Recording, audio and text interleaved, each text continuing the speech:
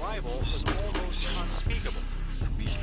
We are all evil in some form or another. I'm not guilty. The dead won't bother you. It's the living you gotta worry about. If I couldn't keep them there with me whole, at least I felt that I could keep their skeletons. Hello there! This is the Bad Taste Crimecast, and I'm Janelle. I'm Vicky. Welcome. Welcome to the show. We're here. We're back again this week. Doing it. Doing it still. Mm-hmm. Doing it not quite so live. We've got a great show for you guys today. If this is your first time listening, a special hello to you. Also, I hope you're doing okay out there. Is everybody still doing okay? Everybody still doing all right? As okay as we can be when the entire world is collapsing down around us. I know. It's like every time we come together to record, we're like scratching at the last little pieces of humanity. Like, please. I know. And it's please. Like, I want to acknowledge things that are happening, but also I don't want that to consume every bit of my life. You know what I mean? Yes. I have to take a moment and meditate. So I take that moment to meditate on murder. And do my research for the show. It's true. It's weird how, like, literally doing murder research has become an escape from my everyday, like, mundane, annoying stuff. Because you guys, I mean, obviously we come to you every other week with stories we hope will entertain and educate. But, like, Janelle and I got some real life shit going on that is all-consuming sometimes. I mean, between jobs, school, I do a lot of, like, volunteer nonprofit work outside of my nonprofit job. So it's like, what am I doing with my life? Oh, you know. Yeah. Yeah. So, you know, things that are happening in our current situation affect my job and my outreach work greatly. So it's kind of like I can't escape. So this is, like, good to give me, unfortunately, researching someone's death is good to give me, like, a moment to, like, stop being inside my head and thinking about stuff all the time. Allows you to center yourself. Yes. All right, so we're going to do some centering of our own and head over to the newsroom. Fit to breathe, our food is unfit to eat. We sit watching our TVs while some local newscaster tells us that today we had 15 homicides and 63 violent crimes, as if that's the way it's supposed to be. We know things are bad, worse than bad. So this week, our story comes from Jamaica. Ooh. Where a 56-year-old bishop named Winston Campbell has been arrested and charged with rape and obtaining money by false pretense after allegations surfaced that he raped two women, and these two women had visited the church, and he was telling the women that the activity was necessary in order to cast out demons. Guys. Yeah. Guys. Yep. He also charged the two women with the costs associated with, like, the arrangements for this, you know, quote-unquote demon casting out. Yeah. He was charging them money. Are you kidding me right now? For this. No. This is, like... Not at all. Why? Okay, I'm sure everybody knows my feelings on organized religion by now, but, like, why are we blindly being like, you know what? Okay. Yup. That sounds good. And you want me to pay you? Cool. Yeah, I don't know. It's one of these things that's like, and we talk a lot about trusting people in some sort of position of power. This is actually going to come up when we talk about our Netflix a little later, but you kind of have this just natural trusting nature. Like, humans have what's called a default to truth. And so for somebody, I'm sure, who is very religious, that they would trust whatever the bishops or their priest or whatever is telling them. So if they come to you and say, you've got demons and you're possessed and the only way to get them out of your body is to have sex with me, I feel like there's probably part of them that's like, this doesn't sound right, but he's in charge. Like, I don't know. I'm not versed in like religious specifics, so it sounds about right. You know, it's I don't know. The rapes allegedly happened between 2014 and 2018. Like I said, after the bishop told the women they were possessed by demons and needed, quote unquote, special healing. He has been offered $2 million bail and was ordered to stop preaching until the case has come to a close. Now, Campbell's defense attorneys, of course, are fighting very hard to discredit the claims of these women, saying that they were of sound mind when all of this was happening, and they kind of called into question the validity of the claims. And the bishop himself is due back in court in July. But it's just one of these situations that's like, really? Like, you couldn't even come up with a better ruse, I guess. It's disgusting. It's disgusting. If you think about where they live and the you know, the poverty rate and how people rely on social services like that and things like that, I'm sure there's way more people being taken advantage of, not just in a sexual manner. So I'm sure. Yeah. Churches! Yep. Sorry to start out this episode with total outrage. I know. Well, this whole episode is just going to be an episode of pure, unadulterated rage. Oh my God. I'm sorry. It really will be. It really will be. Let's continue the rage as we move on to Netflix and Kill. This week, we are talking about a brand new documentary on Netflix called Athlete A. Now, on the surface, the story follows this group of reporters from the Indianapolis Star as they broke the story about the cover-up of sexual assault allegations within USA Gymnastics, and as they broke the story about abuse allegations against Larry Nassar, who is accused of assaulting at least 250 young women and girls all the way back to 1992. He did eventually admit to 10 of those claims. In 2017, he was sentenced to 60 years in prison when he pled guilty to child pornography charges. He then got 175 years in 2018 after pleading guilty to 7 counts of sexual assault of minors. And then a short time later in 2018, Nassar received another 40 to 125 year sentence in prison when he pled guilty to 3 counts of sexual assault. But as I said, that is kind of just on the surface. It really is more of this like larger look at USA Gymnastics as a whole, and kind of how in the US we've really fostered this culture of abuse to girls, young girls getting into gymnastics to succeed, and how easily somebody like Larry Nassar can go in and be able to continue his abuse kind of unchecked. Now, Janelle, I'm sure you have some thoughts on this. What are you thinking? Now, I did watch another like short Dateline kind of take on this a while back when it first came out. But I know a lot of people who are like in the dance world and gymnastics and things like that. And unfortunately, this is extremely common. And I know that they talked a lot about the parents being present and things like that, but it's like the turning a blind eye in all aspects of this is what enrages me the most. Like, the parents are oblivious, the other coaches are oblivious, like everybody's just like, I don't see it, put the blinders on, and it's just so fucking frustrating. Yeah. And people wonder why I was really into anarchism when I was a teenager. It's just like, burn it all down. Lately, you know. This story is like I said, it's so much more. Larry Nassar was kind of the tip of the iceberg.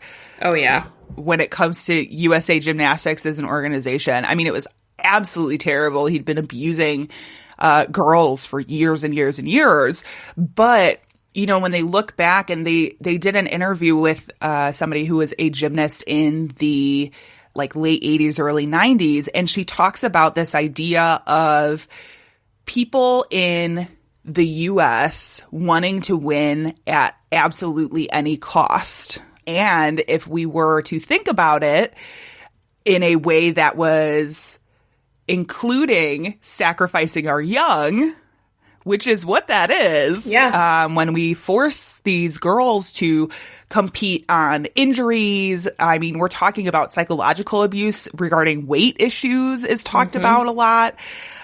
So, I mean, it goes beyond sexual abuse. There's a lot of psychological abuse to get these girls trained to kind of do what they want. That was actually brought over from, where was it? It was like Ukraine. Yeah, the Ukraine, very intense ways of training. Oh, yeah. That if we were to think about it as sacrificing our young to win, we probably would have a very different outlook on the way this training takes place. I don't know. The way I feel about organized sports, too, is much like the way I feel about organized religion. I mean, really, what is the difference? Yeah. And see, for me, I feel like I probably have a different outlook because I've been involved in organized sports for most of my life. Mm-hmm. And on different teams and different things. Now, granted, it wasn't at like an Olympic level, but I did do things like club volleyball, which is a little bit more intense than just like your normal school sports. Mm-hmm. But I never felt like pressure to like compete on an injury, or, you know, that I was too fat. And so like if I lose weight, my jumping is going to get better. You know what I mean? Like to me, it was never anything like that. And yeah. I definitely think when you get into these competing at national levels and competing at world levels, it becomes far, far more intense. So I don't know. I just have trouble with it because it's really self-aggrandizing the coaches, and that's a troublesome for me.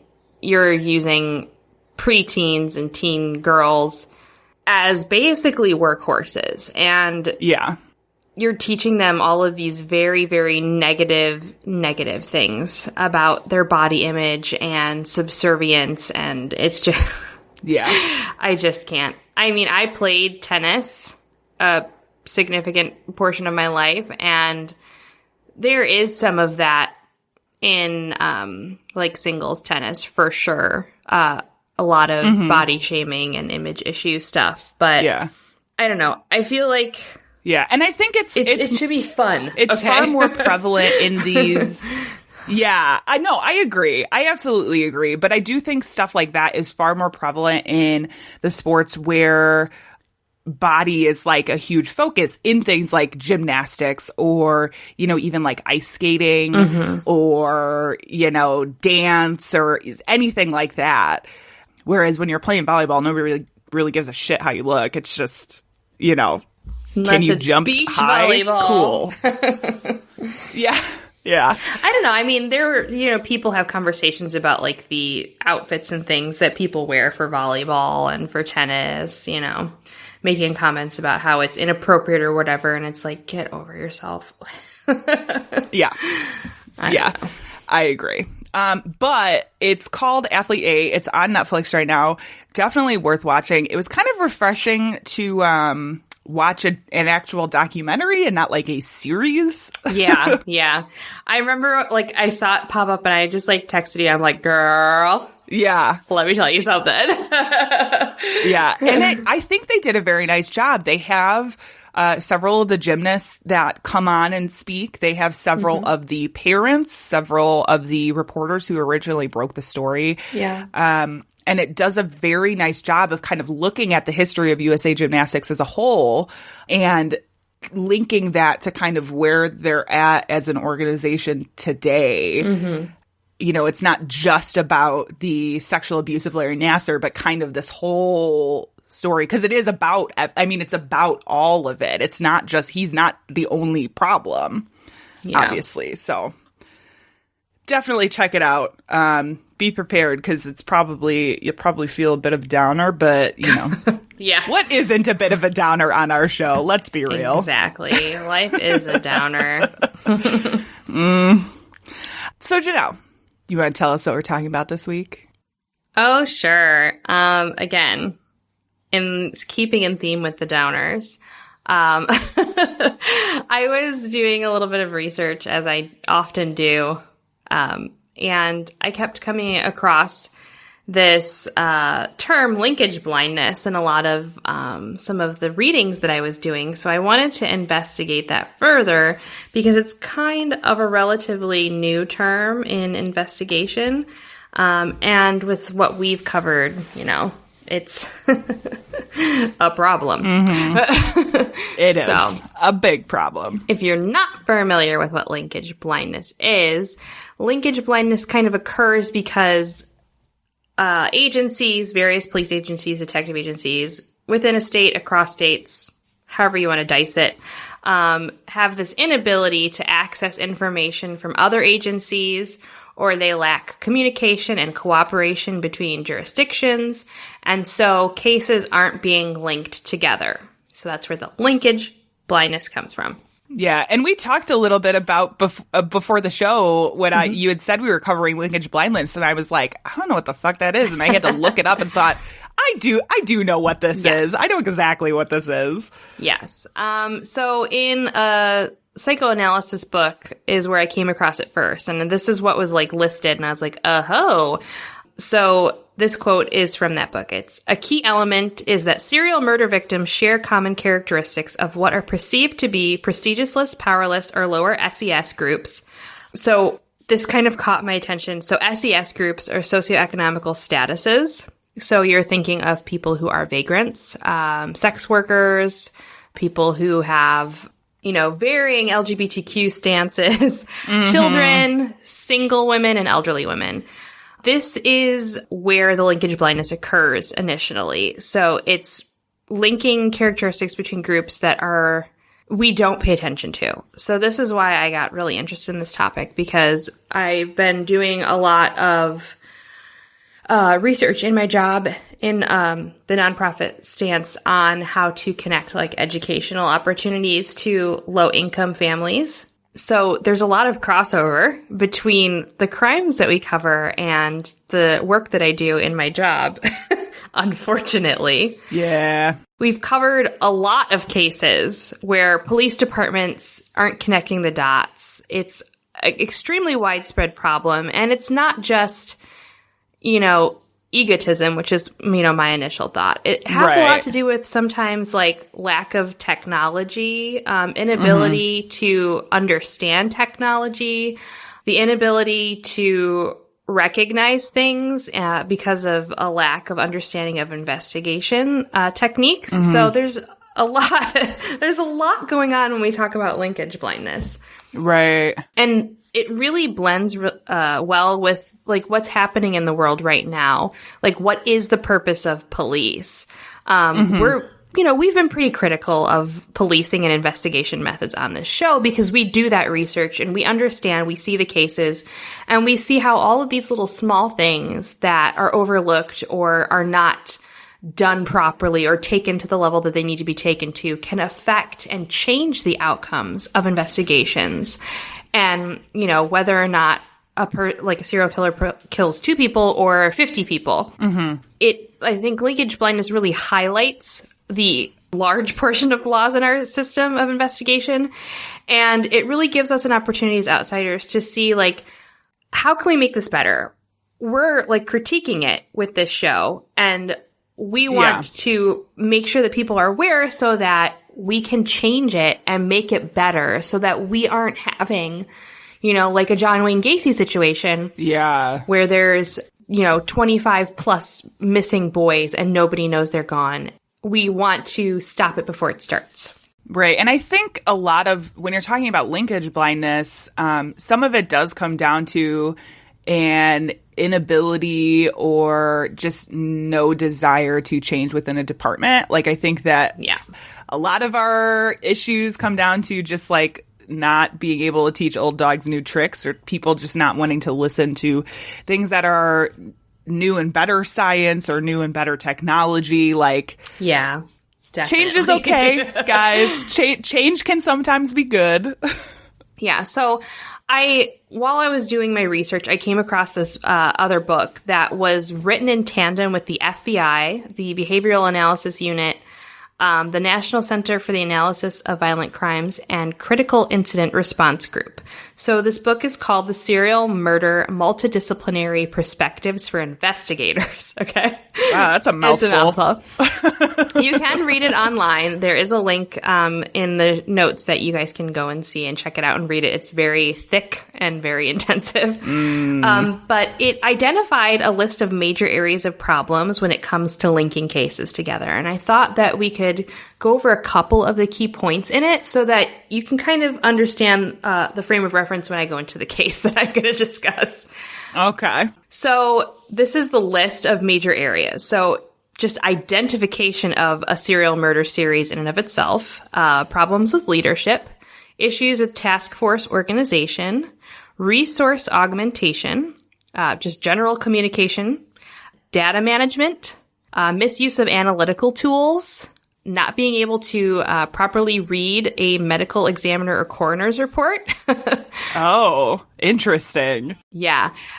Just general administrative issues like paperwork issues, significant lack of training, and officer assistance programs are not available to everybody. So I wanted to highlight leadership first because you kind of mentioned like teaching old dogs new tricks. Oh my God, yeah. It really generally comes from the top down when we're talking about trying to link cases together. You have to get approval from your superiors in order to do a vast amount of things that you need to do to investigate a case. Right. So this is a quote from the guide here.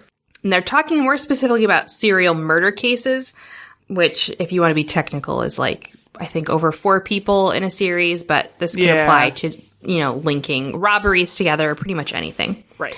In serial murder cases, the actual investigation should be directed by competent homicide investigators who have the experience to direct and focus the investigative process. Law enforcement administrators should not run the investigation, but rather ensure that the investigators have the resources to do their job. Supervisors should also act as a buffer between investigators and the other levels of command.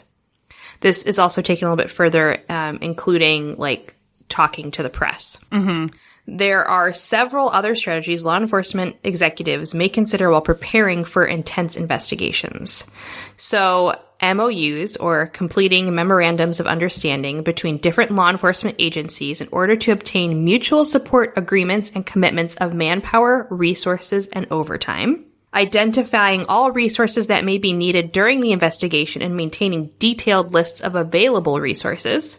Establishing good working relationships with other departments prior to the crisis through networking, scheduled meetings, and joint training. Which I feel like is one of those really big things when we're talking about leadership, because that's going to come into play when you're talking about cross-departmental or even like a local department working with a state, working with a federal department. Like, oh my God, those relationships are so important.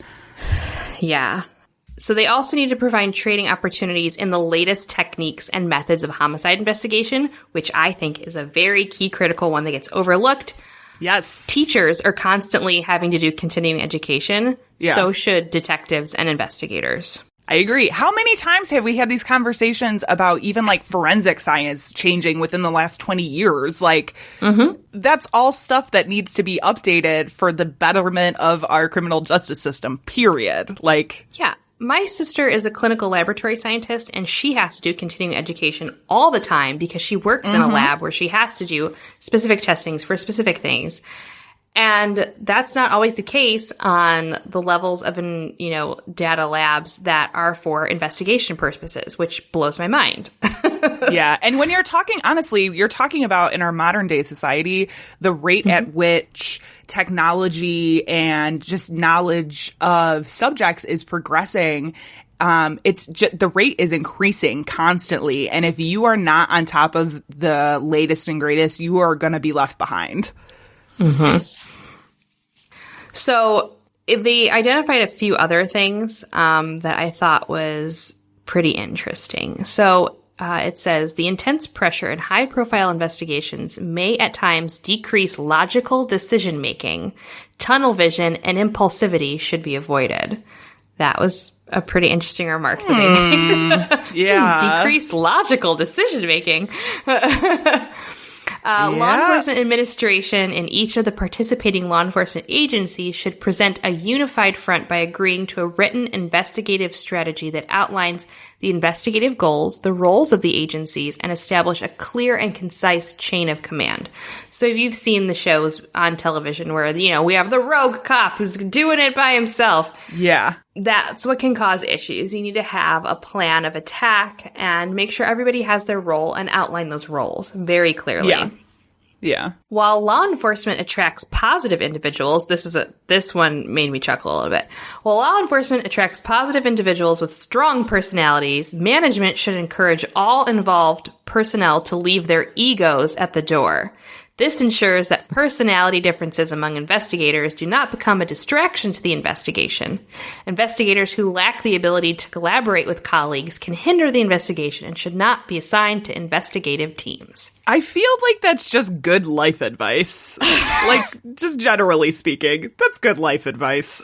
I feel like they tried to be like, y'all are real egotistical, but soften that blow by saying, while there are some positive people, you guys have overblown egos and you need to calm the fuck down. Right. Oh my gosh. Yeah. So leadership is super duper critical and it is essential and it is make or break for a case. The other thing that I thought was very interesting, so I'm just going to highlight two other topics, was data. We don't think about data when it comes to investigation necessarily. Like in terms for us in research purposes, definitely we need that data. Yeah. But we don't think about investigators and detectives needing the data or creating data as well because they are data creators when they're filing reports. Mm-hmm. So a common problem in serial investigation occurs when data is not entered into an electronic database in a timely manner. Useful leads are lost when investigators are overloaded with information. So they kind of list a couple suggestions to alleviate that. In order to avoid time lags, reports should be written as soon as the investigative lead is completed. If reports are not finished before the end of the investigator's shift, the lead investigator may not have time to review those reports. This will lead to a backlog of reports containing pertinent and timely investigative information. And you can extrapolate that further in terms of backlogged rape kits. Yeah. Oh my God. Let's talk about that. If you simply just follow through with finishing your fucking investigation, right, instead of leaving it open, we could connect, maybe a string of rapes to a person. What a thought. Yeah. Far more common, I think, than most people are willing to admit. And especially when you're talking about officers either dismissing claims of women or, this comes into play too when you're talking about, especially a lot in the cases from the 60s to the 80s where you're talking about, they were just a runaway or, something like that. Oh, yes. Mm-hmm. Okay. 1,000%. Yeah. Mm-hmm. They also state that sufficient time should be allocated during work shifts to complete reports. Information should be obtained, documented, and distributed in a standardized manner to maintain consistency among different agencies. Ideally, reports should be computer-generated to ease communication issues. So if you're thinking about a small, local police group compared to a large county or a city, they might not have the same computer processing abilities as, say, Chicago. So, right, yeah. Thinking about having something standardized. I thought this is pretty funny because of the way that they worded it, but a murder book or series of murder books should be created and maintained. Oh my God. Murder books contain all of the pertinent investigative information and are traditionally in paper format, but can also be developed electronically. I was like, murder books? Is that a technical term? I mean, I guess it is now, but, they're just talking about having, a reference guide. And making that reference guide electronic so that people across different, formats can access it. So the last little bit that I kind of wanted to go over was training. This is a huge issue when it comes to police and investigators. We've heard it in the news. We've heard it in comparison to a ton of different jobs. Like, oh, for this job, you need 1,200 hours of training. And for a cop, you need like 300 or something. Yeah. It goes hand in hand with the continuing education. Training continues to be an issue for all law enforcement departments. Complex homicide investigations, especially those involving serial murder cases, depend upon the experience and abilities of investigators to effectively conduct the investigation. With the retirement of many experienced homicide investigators, newer investigators need training and exposure to a wide range of investigative techniques. Attendees also suggest the utilization of standardized training for homicide investigators, crime analysts, and medical examiners. I didn't know that in certain states, to be a medical examiner, you really don't need a whole lot of training. Nope. And to go from being a beat cop to a homicide investigator really is just like a pat on the back and like, all right, go for it. Mm-hmm. I know. It's been really disgusting to see. You know, obviously it's like 8 weeks of training to become a cop in most places. Mm-hmm. Whereas when you're talking about things like doctors and attorneys and a lot of these other professions where you're dealing social with workers. people's lives, social workers, you have to go to school for years. Like, how is it an 8 week? And 8 weeks isn't even the standard. I mean, it's like dependent on what state you're in and where you're at and what jurisdiction. Exactly. Like, that's a little ridiculous. Exactly. So training, I think, is the biggest hurdle when it comes to linkage blindness because these cops are not being trained to look for patterns and to really have the knowledge that they don't have any experience. And I think it's mind-boggling that you don't have to have a degree to go into policing. I think that's insanity. I think there needs to be way more like sensitivity training. Like they need to do social work training. Like there needs to be this very broad and very specific training that needs to be done. Yeah. And maybe, especially for investigators, requiring a degree, a bachelor's degree in, like criminal analysis should be required because you are doing way more intensive work than just a regular cop out on the street. Yeah. And I do think like it would also have an effect of sort of weeding out the people who just wanted to be a cop for, the clout or for the honor or whatever. Because I do think you get some of these people who are like, I want to be a cop because they're like the cool guys. And if it only takes 8 weeks in a training program versus, 4 to 6 years to get a master's or something, like, I think you would kind of weed out some of these potential problems. Yeah. And especially if you're working in a small town, you're not going to come across, like, for the most part, major crimes and things like that. So it's even easier to become a police officer, and you require even less training if you're working in a small town, which is absolute insanity. Because guess what? Murder happens everywhere, guys. Yes, it does. Sure does. And a lot of the arguments that I've seen have to do with funding for training issues. But if we set standards for requirements to become a police officer, then you don't have to put so much into training. And you can have continuing educational training that spans the entire career. And maybe we would retain police officers for more than 20 years. Maybe they would stick in that profession if they didn't feel overwhelmed by all the information that they're getting from day one. So now let's keep all of that in mind as I go into this sordid tale that I'm going to tell you. Oh, boy.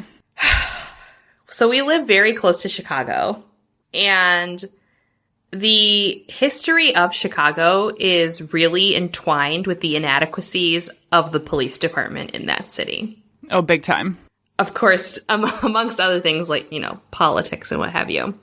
Yeah. But I mean, we've covered, Burge. We've covered all of oh my gosh. these interesting, intricate things that have happened in Chicago.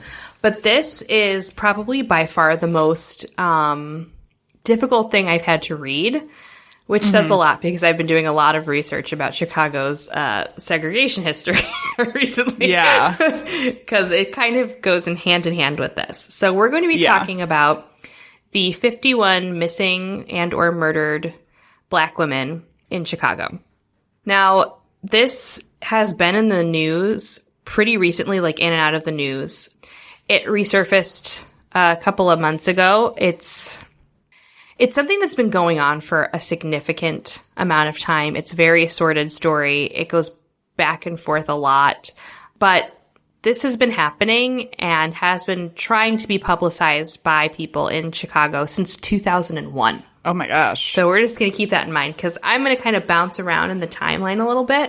Okay. But just remember that this started occurring in 2001.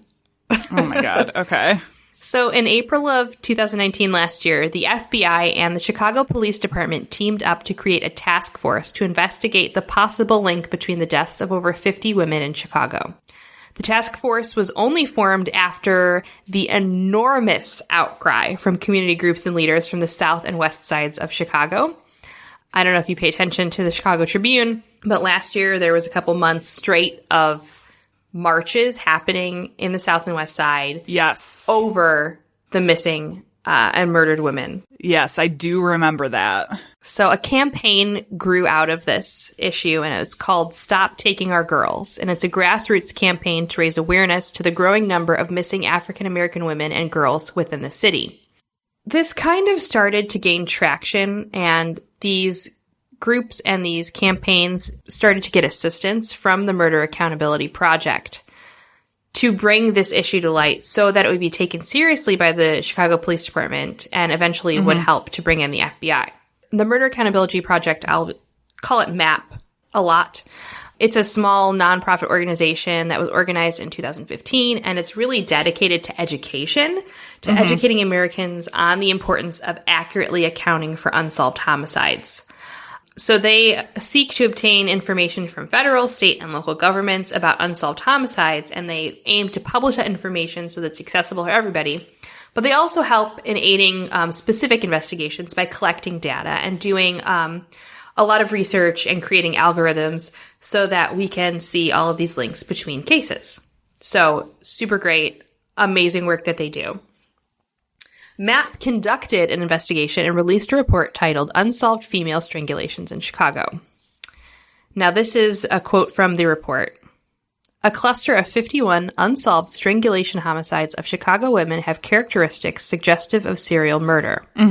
They were identified by a computer algorithm known to detect serial killings. Case analysis show unnatural patterns of body recovery sites that were overwhelmingly out of doors in crimes with clearly sexual aspects of often involving sex workers or illicit drug users. So we're talking about the people, the SESs that we mentioned before. Yeah. People who have low socioeconomic means. So what this algorithm essentially did was it went through 769,000 cases and grouped them together accordingly to various little tidbits of information. Geographic location, sex, age, method of killing, all that stuff. They also used clearance rates as a major determining factor in the data, which if you don't know what a clearance rate is, that is the rate at which an investigation ends in an arrest or identification of a suspect. So not necessarily closing the case, but clearing it off their desk essentially is what it means. Yeah. Now, there is a major issue with clearance rates and their data in and of itself, especially in the CPD. Chicago's clearance rate is about 61%, which is on par with the national average and is on the better side of clearance rates. However, if we extrapolate that information and break it down further, and we look at the method of killing, specifically strangulations, are on the lowest end with a clearance rate of only 20%. Yeah. I just want to throw in 2 cents about clearance rates because they are very misleading. They are. Especially how they're reported in a lot of places when you're talking about things like sexual assault, for instance. Yes. You would see a case.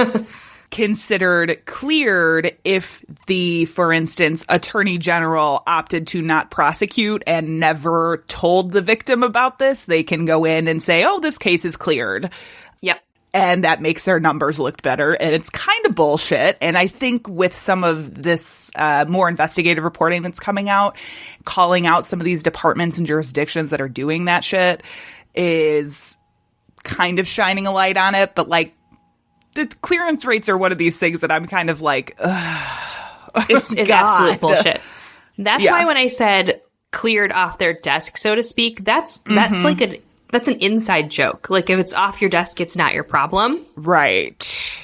There was like some stupid saying, it was like off my desk, out of my sight, out of my mind or something. Yeah. But that just goes to show you like the lack of empathy and the lack of wanting to like complete your fucking job. Yeah. It's all about the numbers. It is. In terms of clearance rates and the murders of people who are considered like SES, like we're talking about homeless people, drug users, sex workers, a lot of times the, generalization for clearance is we brought in the information and we filed it. It's cleared. They don't put forth any more effort because they're a person who is of no consequence. Right, right. So that is the issue that we're running into with all of these cases. Yeah. And it's extremely frustrating because they mention illicit drug users and sex workers, and there is little to no evidence that almost all of the women were sex workers or drug users. Mm-hmm. And they say that shit because of where they live in the city, and it pisses me off. Right, yeah. That is like it's the same thing when a child goes missing. Oh, they're a runaway. Yeah. Oh, they live in the west side of Chicago. They must be a sex worker or a drug user. Right. Which, by the way, I just want to also put out there now, if you are underage and you're out there, taking part in sex work, you are considered a trafficked sex worker. Like, you are considered trafficked now. And that wasn't the case probably like even 5 years ago. Like, I could keep going. Yeah. We'll just, you keep going, Janelle. I could talk forever. It's really changed in the past, I would say maybe 10 years. Maybe. We'll get at that. So they looked at cases, the Murder Accountability Project looked at cases from 2001 until 2019. And obviously that's 18 years of murder patterns. Oh my gosh. So the CPD previous to this year was like vehemently exclaiming like that there's no way a serial killer is operating in the city. Now I want to be the devil's advocate because of a couple of the cases cited in the report have been solved. And there were also a few of the cases that have been found that have been fully investigated and they were by somebody else. So there's a couple of cases that were included in this initial report that are not fitting into the pattern now. But that's only literally a handful in comparison to 51 cases. Yeah. So, yeah. the victims in the cases range from ages 18 to 58. Their bodies have been found throughout the city, but mostly on the south and west sides. They've been largely found in abandoned buildings or outside in alleys, within garbage cans, or in vacant lots. 76% of the victims were black, and 75% of the crimes had a clear sexual component to them.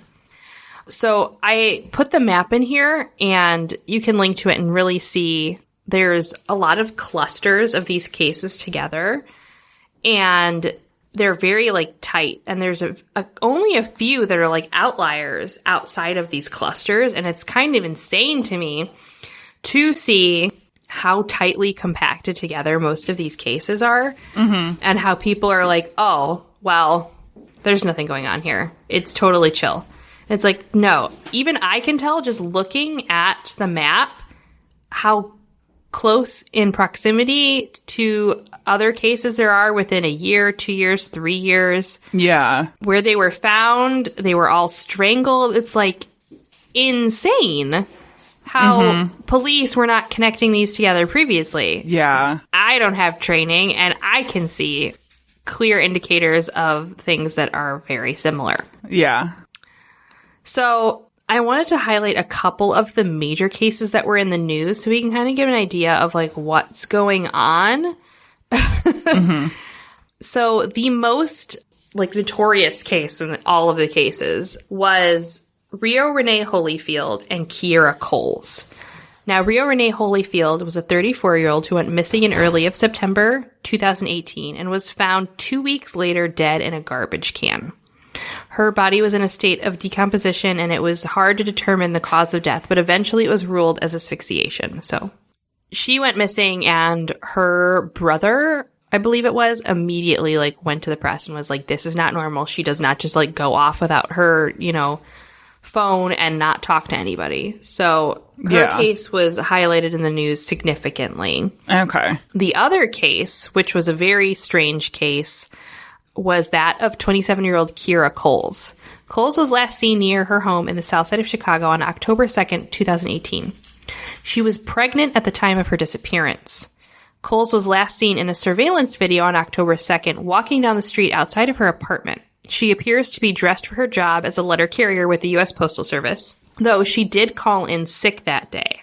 Police discovered Coles' purse and cell phone left in her car and parked on the street where she was last seen. Kiera Coles is described as being 5'4" and about 125 pounds with black hair and brown eyes. She has a tattoo of a heart on her right hand and a tattoo that says Lucky Libra on her back. Her case was highly publicized because she was pregnant and because she was a postal worker. Yeah. The interesting thing about this case is the U.S. Postal Service opened their own personal investigation. Really? Because they're a federal agency. Yeah. Oh, man. Yeah. So there was technically 2 investigations open on the disappearance of Kiera Coles. It's pretty interesting. There's a lot of information about her disappearance, and her name is brought up specifically a lot because she was pregnant when she went missing. Yeah. So here's a couple of the other ones that were a little bit more well-known. Shantia Smith, who was a 26-year-old, she went missing in May of 2018, and her body was found weeks later in a garbage can not far from her home, which seems to be like a pattern. People are being found really close to where they live. Yeah. One of the sadder ones that I came across was Sideria Davis, who is a 15-year-old. She's one of the younger victims. She was found May 11th on the floor of a vacant East Garfield Park apartment building in the 200 block of South Hamlin. She was reported missing after last being seen on April 25th, leaving her West Garfield Park home, which was 6 blocks from where her body was found. So we see this pattern of people going missing, leaving their homes, and then being found very close to where they lived. Yeah. And again, all of these are like strangulation, asphyxiation. They're all being found sexually assaulted for the most part, when they say clear sexual component. And they're all being found in like vacant lots, garbage cans, down alleyways, like literally just dumped like trash. Now, there was a suspect brought.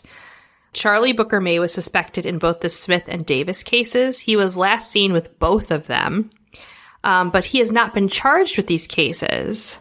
I don't understand really what happened with that because there were a couple news articles saying that Charlie Booker May was brought in for questioning, that he was last seen with Sideria Davis and with Shantia Smith. Okay. But nothing has been done. Yeah. The other messed up part of this is he has been convicted and charged in several other cases involving stabbing a woman, raping a woman, shooting another woman. Mm-hmm. His victims had survived in those other cases, but we can see a clear pattern of violence against women. Yeah. Granted, he shot one of them and stabbed the other one, so there's a little bit different methodology, but we can definitely see he had a sexual component to both of those cases. And those were cases that happened previous to the disappearances of Smith and Davis. So yeah, I feel like they watched him, but then kind of like passed it off as like, because the other 2 victims that he assaulted and stabbed were like women that he was involved with. So maybe they passed it off as like a domestic violence kind of an issue. Yeah. Now, just to play a little devil's advocate, I will say it's entirely possible that the police, just because you were the last one seen doesn't, it wouldn't hold up in court if he were to be brought to court. And it's entirely possible that they don't have additional evidence, or that they do have additional evidence, but they didn't find it because of lack of investigation. I mean, there's a lot of things that could have happened with that too. I just think it's, unfortunately, just being the last person seen with them is not enough in a court of law. It's kind of like, who knows? But I have a feeling we probably may never know whether he was fully investigated or not, Yeah. I wanted to highlight a quote from an article because I feel like it really shows the issues with investigation within the Chicago Police Department, especially of peoples in the South and West Side, especially of Black people, especially of Black women. And this is going to be very hard for me to read because I was in a fit of rage when I read this newspaper article the first time. So it says, quote, Deputy Chief of Detectives Brendan Denahan said the idea of an assailant who's skipping the white prostitutes to kill the Black ones doesn't make any sense, referring to the fact that many of the women found are believed to have been sex workers. Now, I understand that there is a need and a want for this police department to be like, well, they were participating in risky behavior. But the sex worker, drug user bullshit line does not apply here because there is no evidence that any of them were sex workers, and there is no evidence that any of them were doing drugs at the time. Yeah. It also doesn't even fucking matter if they were sex workers or drug users. They are people. Just because their life circumstances are not great does not define them, and it sure as hell doesn't mean that they can be murdered without justice. So I agree. When I read articles like that and I hear fucking police officers saying, oh, it doesn't make sense why a bunch of Black women are being murdered. Why would you skip over all the white prostitutes and just kill the Black ones? I just want to grab them by the collar and just yell in their face, why are you so dumb? Yeah. It's like, it is a well-known fact that people who are homeless, people who live in poor areas, people who are BIPOC people who are LGBTQ are targeted and become victims because a lot of these people know that they won't be investigated. Right. It happens in so many cases. And even when you're talking about things like serial murder, something like consistently killing people of one race is considered a pattern. That actually does make a whole fucking lot of sense.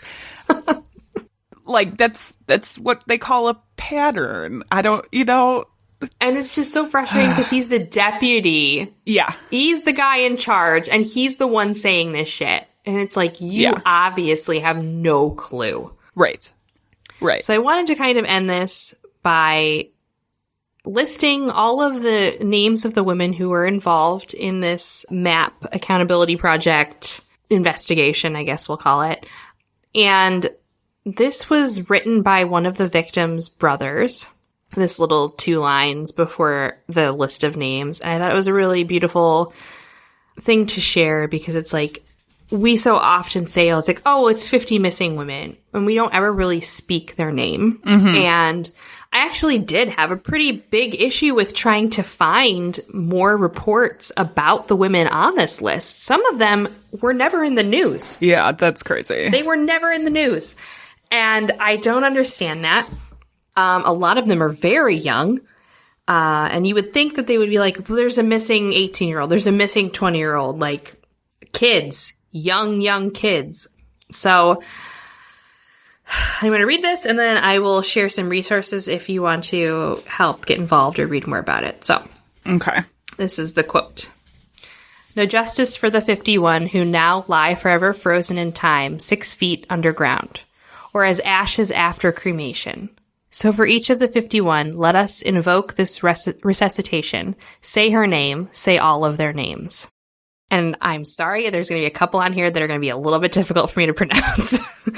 Angela Mariana Ford, Charlotte W. Day, Winifred Shines, Brenda Cowart, Elaine Bonetta, Saudia Banks, Bessie Scott, Gwendolyn Williams, Jody Grissom, Lorraine Harris, Deli Jones, Celeste Jackson, Nancy Walker, Tarika Jones, Linda Green, Rosenda Baracchio, Latanya Keeler, Latricia Hall, Lucy Sett Thomas, Ethel Amerson, Michelle Davenport, Tamala Edwards, Makalava Williams, Precious Smith, Denise V. Torres, Wanda Hall, Yvette Mason, Shaniqua Williams, Margaret E. Gomez, Antoinette P. Simmons, Kelly Serf, Veronica Frazier, Marianne Zitkowski, Teresa Bunn, Hazel Marion Lewis, Genevieve Mellis, Charlene Miller, Latoya Banks, Shannon Williams, Vanessa Reykjavik, LaFonda Sue Wilson, Kwanda L. Kreider, Angela Prophet, Pamela Wilson, Velma Howard, Diamond Turner, Catherine Satterfield Buchanan, Valerie Marie Jackson, Laura Dawn Harbin, Nicole Linnell Ridge, and Rio Renee Holyfield.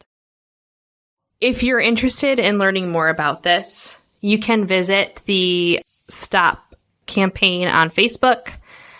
You can also go to the blackandmissing.com, which is a Black and Missing Persons Foundation.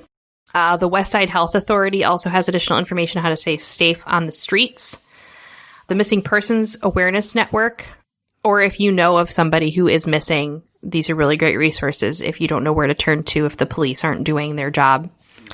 If you have information on any of the cases we talked about above, call the Chicago Police Department Special Victims Unit at 312-747-8274.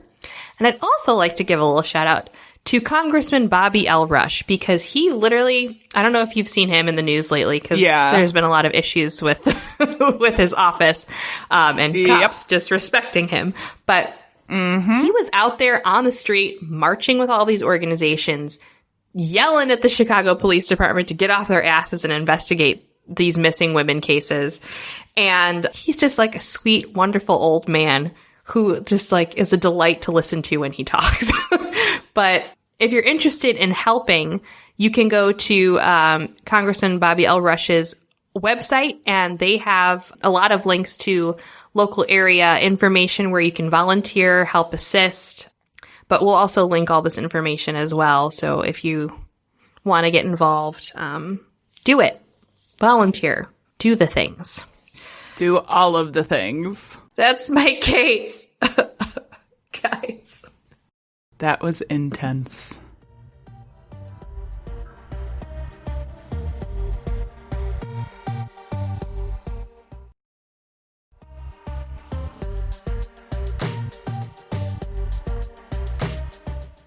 Okay, so my story this week, unlike most episodes, doesn't actually start with the story of how, like, a murderer came to be, but instead actually starts with a reporter, a man named Thomas Hargrove, who worked for Scripps Howard News Service. It was later called Scripps Washington Bureau. Now, to cut to the chase, Hargrove currently studies murder data along with a few other data sets. And he did this great interview with the Marshall Project.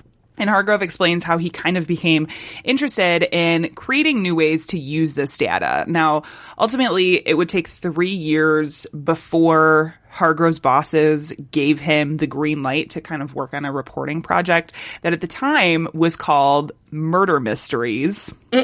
And it's not a super creative title, but it does get to the point. And I will actually put a link to, thanks to the Wayback Machine, I was able to find one of the original copies of this that they had put online. So I'll put a link to that in the notes as well. It's good reading and covers a whole lot of information. If you've got, like, you know, a Saturday to spend drinking coffee and reading the Murder Mysteries report. But he was convinced that, quote, it might be possible to teach a computer how to spot likely victims of serial killers using this publicly available database. Now, in 2010, he was given only 1 year for his research, and he began looking into all of the unsolved murders that had happened since 1980, which at the time totaled around 185,000. Now it's somewhere around 250,000, somewhere in there. Using primarily FOIA requests, Freedom of Information Act requests, Hargrove and his team were able to collect thousands of data points on every aspect, including type of victim, murder weapon, clearance rates by police departments, and much, much more, as we've mentioned earlier. They then combined all of this information into a searchable database that they made available to the public online. Now, I will say, you mentioned earlier the Murder Accountability Project. This is actually sort of the start of that organization. It kind of happened by chance, where Thomas Hargrove had seen a report from the FBI that kind of included just this broad amount of murder data that really got him thinking. Now, one of the ways that they were able to aggregate some of this data, and you kind of touched on this in your research, was they were trying to figure out how to aggregate this data and then figure out how to interpret it. And they actually used serial murderers who had been caught to sort of fine-tune the algorithm, and they used primarily the Green River Killer, Gary Leon Ridgway, which I was trying to think, have we talked about Gary Leon Ridgway on the show?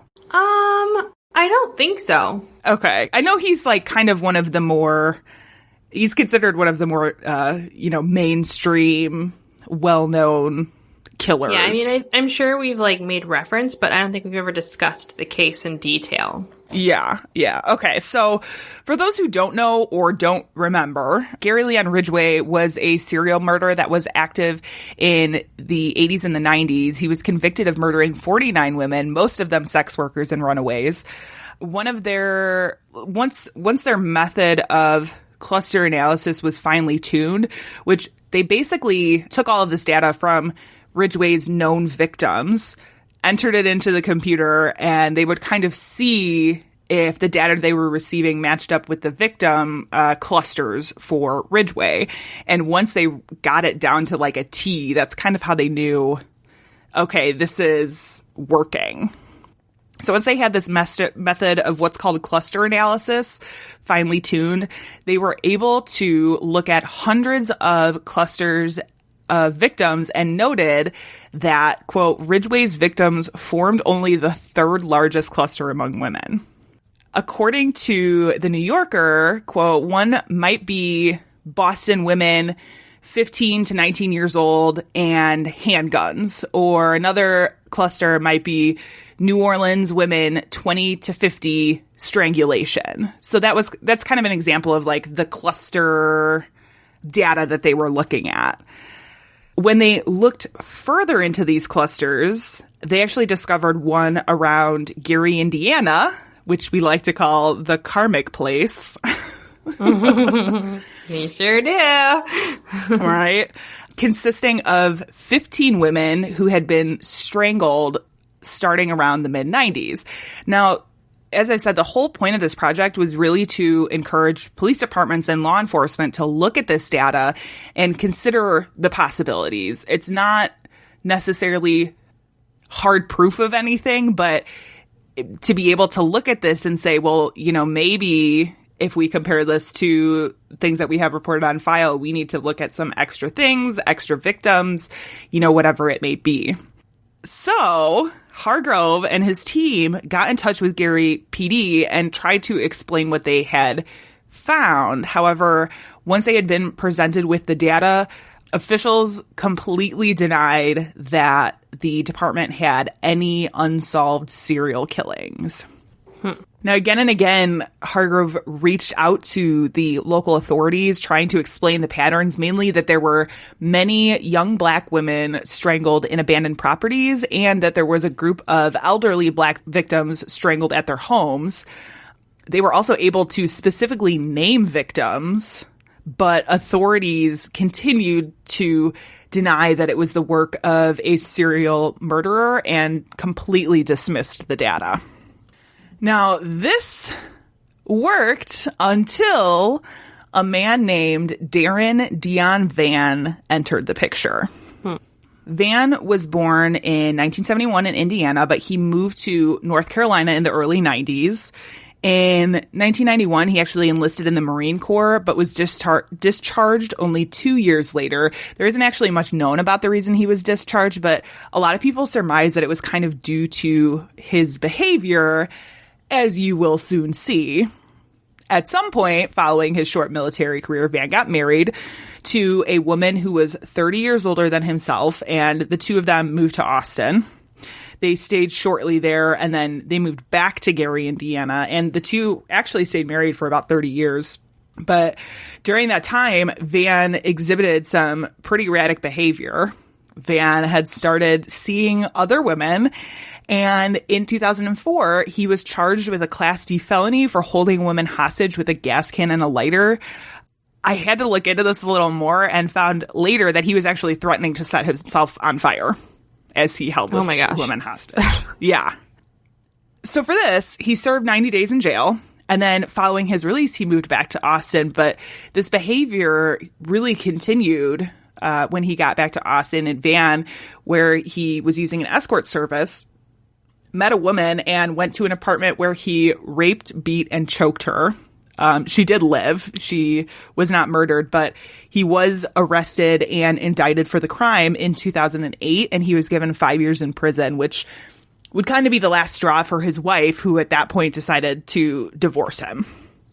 Now, Van was released from prison in 2013, and at the time, he was required to register as a sex offender before returning to Gary, and the officials in Austin kind of deemed him a low threat risk, and so he was kind of able to, fly under the radar, so to speak. But by this time in 2013, escort services had gotten a little bit more sophisticated, so Van started using Backpage.com in order to meet women, which... Oh, Backpage. Yeah, it doesn't exist anymore, and this goes into a lot of the laws surrounding sex workers, which we could do a whole other show on, and I think we have, actually. Maybe. Yes, we have. But in October 2014, it was Backpage that he used to meet and hire 19-year-old Africa Hardy. Now, the two of them went to a Motel 6 in Hammond for the evening, but Hardy's employer, or the woman who had arranged for the two of them to meet, became suspicious after a series of texts from Van and decided to go to the motel and check on things. When she arrived at the motel, instead of finding Van and Hardy, they only found Africa Hardy strangled to death in the motel bathtub. They immediately called police, who were able to trace Hardy's movements back to Van, who, of course, in short time was arrested. Now, when they found him, Van was carrying Hardy's pink cell phone. So at this point, he kind of sensed that the jig was up, and he almost immediately confessed to the murder of Africa Hardy. But Gary, Indiana authorities were in for a surprise when he not only confessed to Hardy's murder, but also allegedly confessed to the murders of 6 other women. Following his arrest, Van took police on...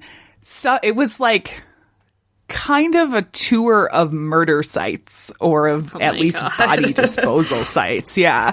Showing them literally where all the bodies were buried. So I just want to go through the list of known victims. 27-year-old Tanya Gatlin, who had been reported missing in January 2014. She was found in an abandoned house in Gary, along with the body of 53-year-old Sonia Billingsley, who had been reported missing in February 2014. 28-year-old Tierra Beatty had gone to meet a friend in January 2014 and had never returned. Her remains were found in an abandoned house. 36-year-old Christine Williams was reported missing in February 2014 after her mother-in-law had failed to hear from her. Her remains were found in an abandoned house. 41-year-old Tracy Martin was reported missing in January 2014. Her body was discovered in an abandoned house. 35-year-old Aneth Smith was reported missing October 2014 after not having been seen for 2 days. Her body was found in an abandoned house. And of course, 19-year-old Africa Hardy, who we mentioned originally, was found strangled to death in the bathtub of a Motel 6. Okay. If you notice, those dates, for the most part, were within like 2 months of each other. It was all like January and February of 2014. And then no activity from him that they know of until October 2014. Now, initially, Van was charged with 2 counts of murder for the deaths of Africa Hardy and Aneth Jones, to which he pled not guilty. And then there was some discussion as to whether or not the state would seek the death penalty, which they ultimately did. But there were a variety of delays and postponements and court dates and hearings, making this process stretch for quite a bit of time. In March 2016, Van was finally charged with the murders of Tanya Gatlin, Tierra Bailey, Christine Williams, Sonia Billingsley, and Tracy Martin, with the death penalty sought for each case. Now, of course, Van's attorneys tried very hard to get any break that they could get, including filing a claim that the death penalty in Indiana was unconstitutional. Oh, boy. A claim which was denied. I mean, they tried really hard. It just didn't work. They also attempted to get the cases split into 2, with the murders of Africa Hardy and Aneth Jones and it to be like run in one proceeding, and then the other 5 murders to be run in a different proceeding, a motion that was also denied, allowing for the cases to be run as one court case. Now, after all of this, in order to avoid the death penalty, Van pled guilty to all 7 murders in exchange for the death penalty being dropped. He was convicted of the 7 murders in May 2018 and was sentenced to concurrent life sentences with no possibility of parole. In the meantime, now, in the midst of all of this, Van actually received additional charges unrelated to the murders. Now, of course, this case had garnered quite a bit of publicity, and Van's mugshot was like put on the TV and in the newspaper. He was actually recognized by a woman who had been attacked by Van years earlier in 2014, kind of around the same time all of these murders were happening. Oh. Again, after meeting the woman through Backpage, Van lured her to his brother's home where she was repeatedly raped. The woman attempted to escape and fought back, so Van actually tied her up and then raped her again. The whole attack lasted approximately 2 hours. He then gagged her and put a hood on her head and then forced her into a car. Van began driving around, and meanwhile, the woman was able to remove the gag from her mouth and started screaming for help. People in the area heard her scream and came to help her, and one of them at the time had a gun and shot the gun into the air, which, oh, wow. Yeah, which sort of spooked Van so much that he got out of the car and fled on foot. You know, that doesn't happen very often. Most people don't get involved. Yeah, which I was reading that, like, kudos to you guys for hearing this woman screaming and coming to help, because it sounded like it was more than one person. I was like, yes, that's good citizenship right there. Seeing Van's image on the news, the woman went to the police, and in 2016, he was charged with rape, attempted murder, criminal deviant conduct, and criminal confinement. Now, I want to go back to, just to close this out a little bit, I actually want to go back to the Murder Accountability Project. So as I said in the beginning, Thomas Hargrove had gotten in touch with Gary PD, who had denied they had any unsolved serial killings at the time.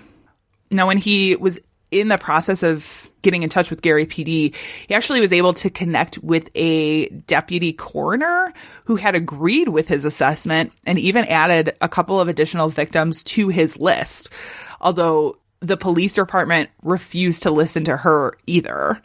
And it's a little infuriating to me to have people coming to you with data on a silver platter saying, here, like even just taking the time to look into them, but then having a police force completely turning a blind eye and saying, nah, I don't think so. We're fine. It would actually take 4 years after Thomas Hargrove presented this data to the Gary PD before Darren Dion Van was arrested.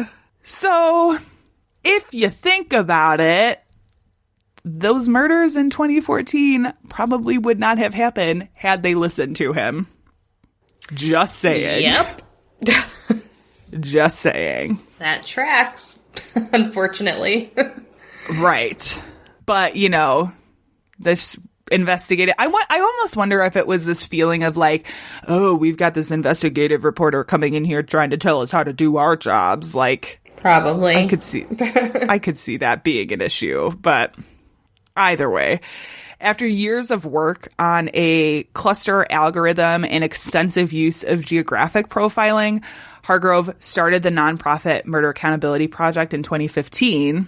Now, this is straight from the Murder Accountability Project's website. Quote, the project's board of directors is composed of retired law enforcement investigators, investigative journalists, criminologists, and other experts on various aspects of homicide. At this site, you can determine how often police departments in your community clear a homicide through arrest. You can also explore individual cases reported to the FBI or obtained by the Murder Accountability Project under local Freedom of Information Acts.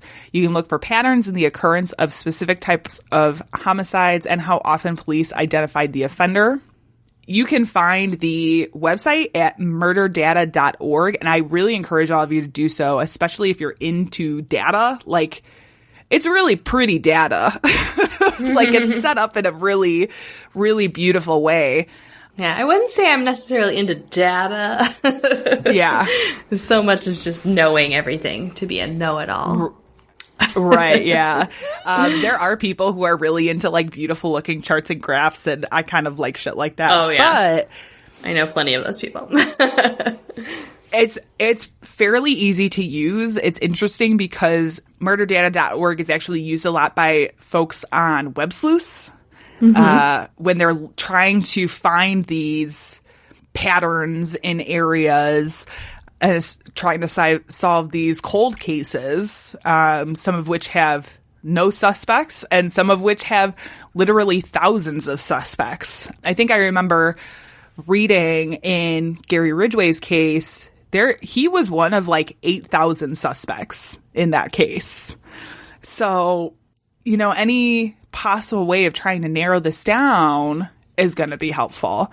And I do appreciate the fact that this investigative reporter decided he's retired now. This is all he does. So I do appreciate him taking kind of these findings and being able to put them into some sort of publicly available database that's still currently being updated. It's definitely an interesting website, but that's kind of actually looking into the case of Darren Dion Van led me to the Murder Accountability Project and not the other way around. That's so funny. So I do find that kind of interesting that you have some of these just like almost like grassroots efforts to aggregate the data, because let's face it, like the federal government can put out so much data, but there's also an issue between local police departments reporting to the FBI on things like homicide rates and clearance rates and stuff. Like not everybody is doing it. Yeah. Which is another thing that kind of blows my mind. I don't know. I shouldn't be surprised anymore, I feel like, but what are you gonna do? Solve murders. That's what you're gonna do.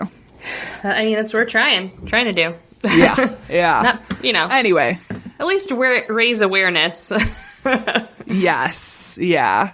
So that's kind of what I got for you. There's going to be so many links in our research links this week. You don't even know.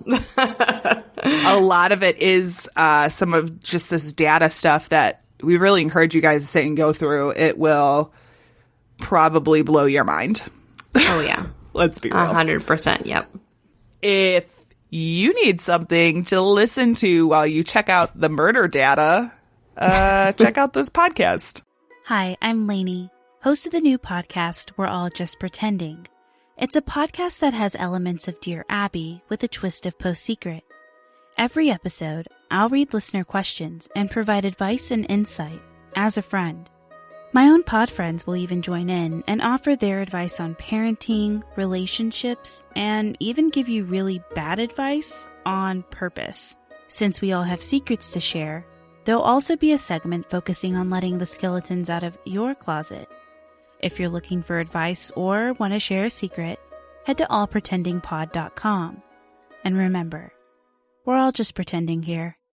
All right, guys, that has been our show for you this week.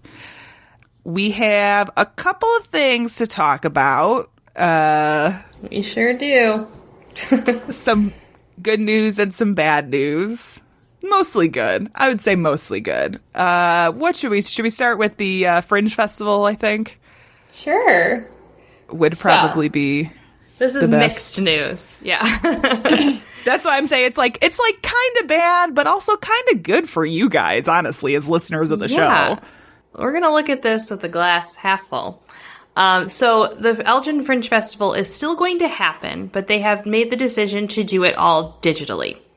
So what's going to happen is you can still buy your tickets. You can still see all of the amazing shows, but they're all just going to be recorded. So that's kind of being worked out and hashed out right now. So when we have the finalized information, we will share it with you. But for now, you can go ahead and head on over to the elginfringefestival.com, sign up for their newsletter, go like them on Facebook and Instagram so you can get your information there. But that's where everything will be announced in terms of what shows will be happening digitally and how you can purchase tickets and how you can get the link to watch them. So it's still happening, but now you can do it from the comfort of your home. Yeah, we're kind of bummed about not being able to do a live show. Obviously, we weren't entirely sure that was going to happen with the current state of things in the world. But the plus side is by being able to do a virtual show, folks who listen from all over the world. I mean, if you don't live in Northern Illinois and you're not within spitting distance of being able to come to a live show, now you'll be able to watch us virtually, which I'm actually really excited about. I kind of thought this actually works in our favor because we have a lot of listeners across the country, some in other countries. So like, I do like the opportunity for those folks to see us. And it will still be happening in September. I forget the date, but you said the right month this time. Hey, I'm getting better. Yeah. Our other piece of news is that the True Crime Podcast Festival, which had been canceled, has actually been rescheduled for 2021. Same location, which is nice. You can go to, actually, is it TCPF 2021 now? Is that the website? I don't think they switched stuff over yet. It's been kind of a strenuous process, but information is slowly coming out. Yeah. So if you guys need more information, if you've already bought tickets or if you just want to kind of get some updates on what's going on, the best place to look is the True Crime Podcast Festival Facebook page. That's kind of been where they've been posting all of the updates. As far as I'm aware, we're still planning on being there, some of us at least. And so... Yeah, well, we'll see what happens the rest of this year. Yeah, I know, yeah. You're a little undecided. We're still working out the kinks, but... Yeah, there's been a lot of stuff that's moved from this year to next year, so 2021 might be a very busy year. Yes, oh my God. So that's that. Otherwise, if you want to check out more stuff like this episode, you can go to our website, badtastecrimecast.com, and we got all of our episodes on there. There you can also find the donate page if you wish to give us a little tip. You like our episodes. We also got some great content up there. I think I'm not even going to say that. I don't want to put it out to the universe and have it not come true. So check out our Patreon page. Tons of great content up there. You can also find the merch page there too if you need a tank top for the summer, a late Father's Day present, like a super late Father's Day present. Just to give to yourself to get you through this miserable summer that we're having.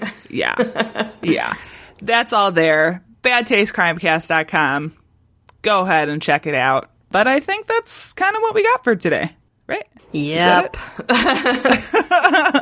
Janelle, you sound so sad to be ending this episode. Something like that. I'm left with my own thoughts now. Oh, God. Well, before Janelle totally loses it, our sound and editing is by Tiff Fullman. Our music is by Jason Zakshevsky, the Enigma. This has been the Bad Taste Crimecast. We will see you in 2 weeks. Goodbye. Hopefully. Bye. Man, that does not sound very confident. Just in case anything else gets thrown at us this year. Good Lord. Hillsides along the highway.